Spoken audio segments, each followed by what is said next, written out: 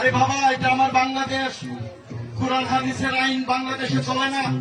কোরআন হাদিসেও গান একেবারে নিষিদ্ধ, এমন কিছু না। এটা হচ্ছে আজকে আমাদের এই সমবেত আমরা যারা এখানে বসছি, মূলত বাংলাদেশের জারি সারি গানের ঐতিহ্য।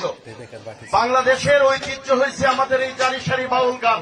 এইগুলো আমাদের এই সমাজ থেকে উঠে যাচ্ছে। আমরা যারা ইদানিং করার চেষ্টা করতেছি, এইগুলা বাধা দেওয়ার জন্য একটা শ্রেণী কিন্তু উঠে পড়ে লেগে আছে। যে কোনো ধরনের গান হইলেই হবে না, এগুলা দেওয়া যাবে না। আরে বাবা, এটা আমার বাংলাদেশ। কোরআন হাদিসের আইন বাংলাদেশে চলে না। কোরআন হাদিসেও গান একেবারে নিষিদ্ধ, এমন কিছু না।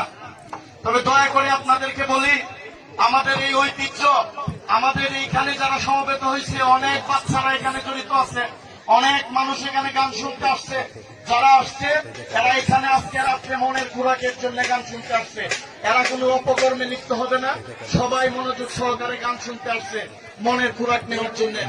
তো আগামীতে আরো যতদিন মেলা থাকবে, এর চাইতে আরো ভালো অনুষ্ঠান করবেন। আপনাদের পাশে আরিফ ভাই, আমরা সবাই থাকবো ইনশাল্লাহ। এর চাইতে আরো ভালো গান আমরা যদি উপহার দিতে পারি, সবাই আমাদের জন্য দোয়া করবেন। এই আয়োজন কমিটির জন্য দোয়া করবেন। সবাইকে ধন্যবাদ। আসসালামু আলাইকুম।